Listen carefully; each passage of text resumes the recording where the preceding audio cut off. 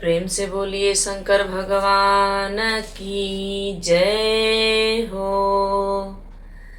तो आए गुरु बहिना लोग, आज आप लोगन के बीच में एगो शिव जी के बहुत ही सुंदर कथा बा जौन हम आप लोगन के बीच में सुनावत हई। तो कथा के सुन के आप लोग कमेंट में ज़रूर बतावल जाई कि आप लोग के कथा कैसा लगल है। आ कहल जाला कि कथा के सुन के बीच में आधा अधूरा ना छोड़ल जाला, कथा के पूरा सुनल जाला।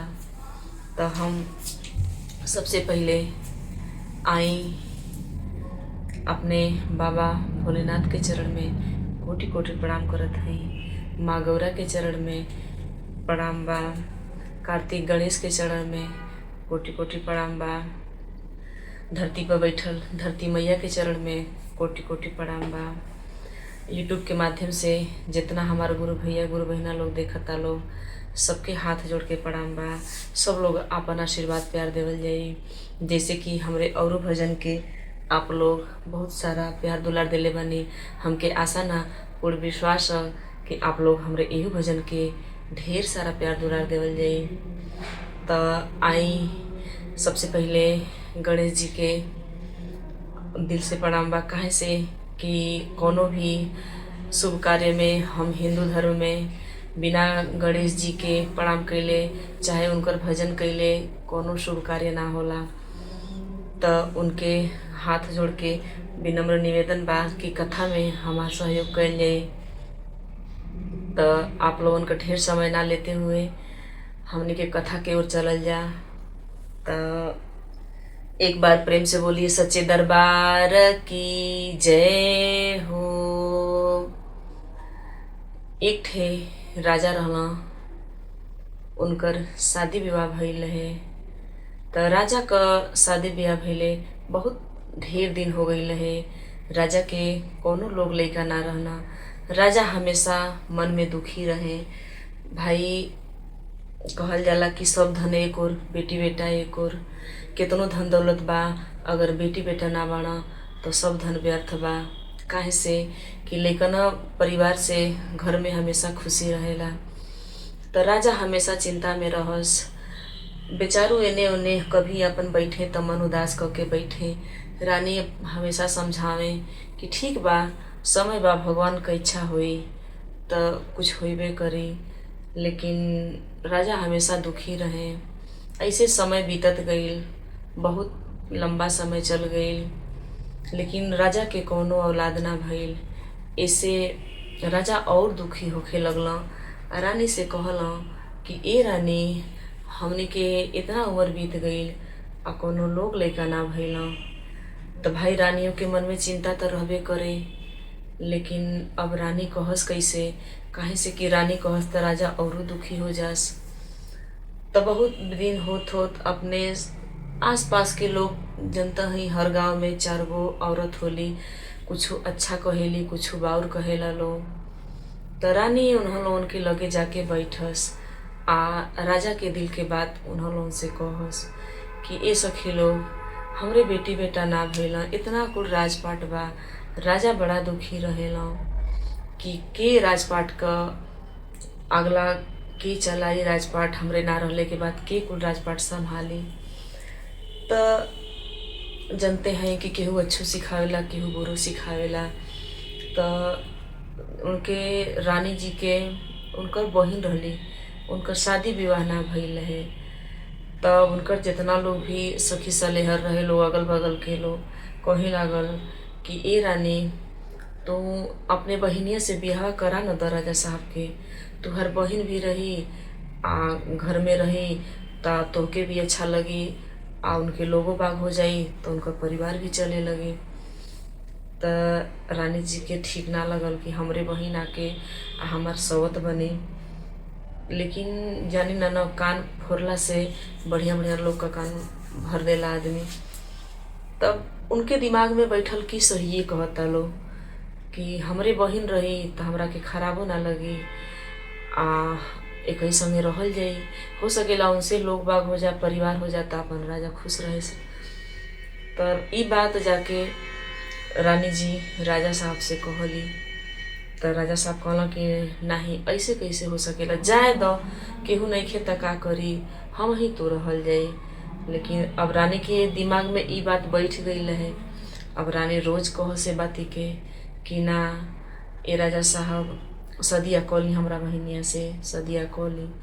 तो रोज रोज कहस। तो एक दिन राजू के समझ में आयल कि ना, ई ठीके कहतारी। तब राजा कहला ठीक बा। अपन कुल अपन तौर तैयारी भइल, अपने माई बाबू से बतियौली। एकरे बाद दिन पता इधर आयल, शादी विवाह हो गई, अपन घर में आ गईली उनकर बहिन। तो देखी ना, कहल जाला कि काठे क सवत त भइबे ना करेले, आ उ त मने रियल में सवत रहे। तो एकरी बाद अपन धीरे धीरे अपन दिन कटे लगल, अपन मोटी मोटा अपन होत रहे धीरे धीरे। तो एकरी बाद कुछ समय बीतल, तो उनके बहिन के भगवान बुझल कुछ दिहल। एकरी बाद अब बाहर जास रानी, तब उनकरा के लोग कान फोरस। अब उहे जे सिखौले रहे कि नहीं बिहावा करा द अपना बहिनिया से, अब उहे लोग सिखावे लागल कि ये रानी, उनकरा तो लोग लइका हो जाए, तोहरा के राजा सब मनबे ना करी हाँ, उन्हीं के जनी हम मनी हाँ। तब कह कि जाए दो, का करी, हमार बहिनी न बड़ी, मनिया तो हमरे न बहिन बड़ी। लेकिन धीरे धीरे कुछ समय बीतल, उनके बहिन के लइका भयल। अब लइका भयल, अपन सोहर बधैया भइल, अपन पूरा महल सजल, पूरा गांव में मिठाई उठाई बटल, सब खुश भइल कि राजा साहब के लइका भइल बा, लइका भइल बा। अब एकरे बाद धीरे धीरे राजा साहब अब उन्हीं के ढेर रहस, लइका खिलावस, उन्हीं के ढेर रहस, बोरस बतियावस, इनकरो से बोलस। लेकिन इनकरा के लागस कि मने हमरा के राजा साहब मानत नहीं खन।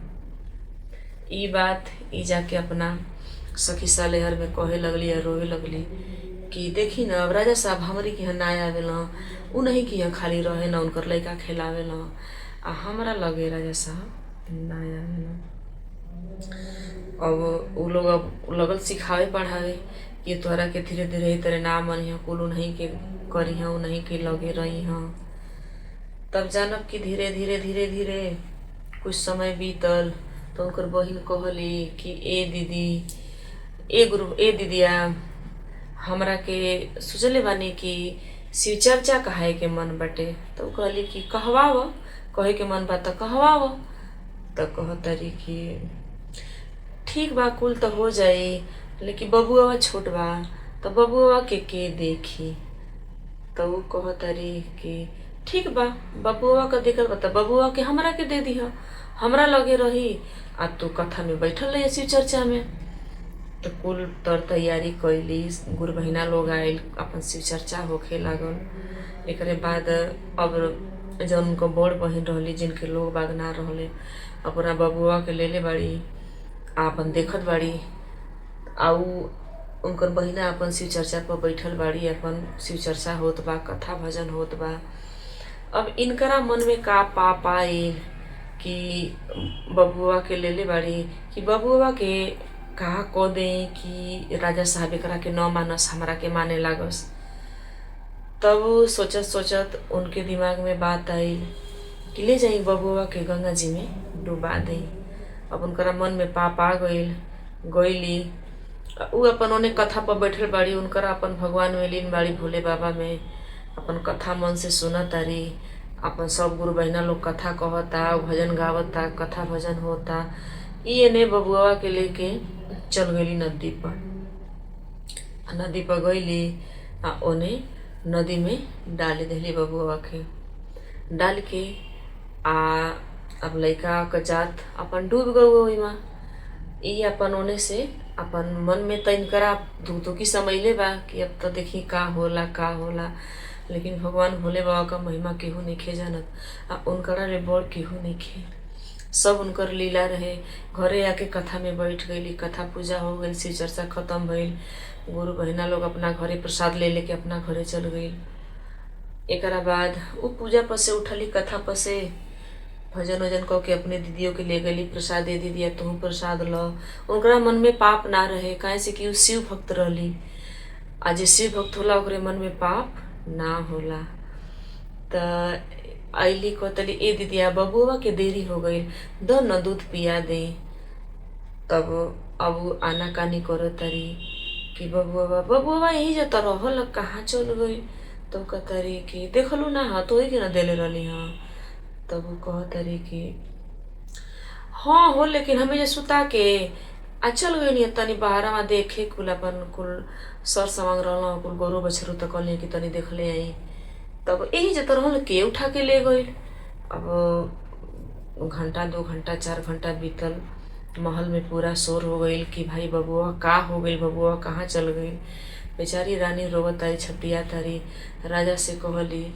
अब पूरा राजमहल में गांव में पूरा ढिढोरा पिटवावल गईल कि भाई राजा साहब का लड़का गायब हो गईल, गायब हो गईल, कहाँ गायब हो गईल। तब बेचारी का करस, रोवत धोवत गईली गंगा जी के तीरे। तो गंगा जी के तीरे गंगा जी से कहतारी, गंगा जी के जलवाए मैया लोटा वहाँ सुखइबो, अरे लोटा वहाँ सुखइबो हो।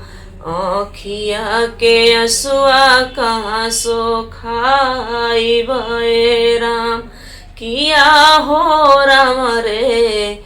अखिया के असुआ कहाँ सोखाइबे राम। इतना पर गंगा जी प्रकट भइली, कहली कि का बात बा बोल। तो बतौली। तो कहली कि जा पहले तो शिव जी से ही बात कही के आव, काहे से कि उन्हीं के तू भक्त बाड़ू आ उन्हीं के कथा में बैठल रहलू।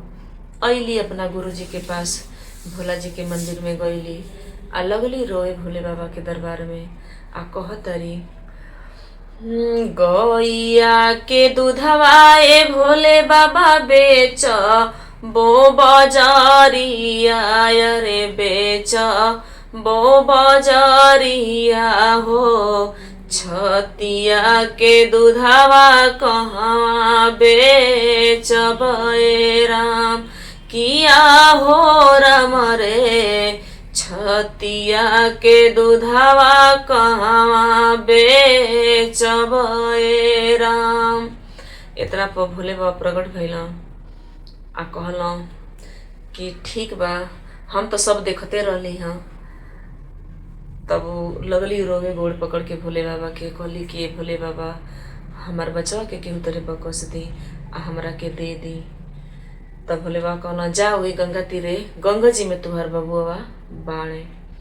तब फिर गईली गंगा जी के तीरे आ कहना भोले बाबा कि ठीक बा बबुआ तुहार दे देलो, कि फिर तू वही तरह जे तरह कैलू शिव चर्चा वही तरह फिरो खाली शिव चर्चा कर रही है। तो कहली कि हाँ भोले बाबा वही तरह जे तरह करैली है, जे तरह भक्ति भाव से गुरु बहिना लोग के बोला के वही तरह फिरो शिव चर्चा कहाई।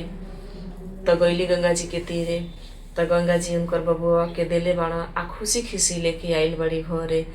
अब तो उनकर बहिना देखली कि तो फिरो पा गईली बबुआ के। अब लगली रोवे धोवे कि हमरा से गलती हो गई, गलती हो गई। तो कहली कि जाए दो, तोरे मन में पाप रहल कि हम तोहरा के ना मानब जानब ना तोहरा के पूछब, ला फिरो इनकरा के। फिर बबुआ के उनकरा के दे देली। कहली कि ई तुहरे बबुआ बाण, हमार नहीं खन। एकरे बाद का कैली कि अब वो लगली माफ़ी मांगे, हाथ गोड़ जोड़े कि हमसे गलती हो गई, हमसे गलती हो गई। कहली ठीक बा, जाए दो, गलती सब करा से होला।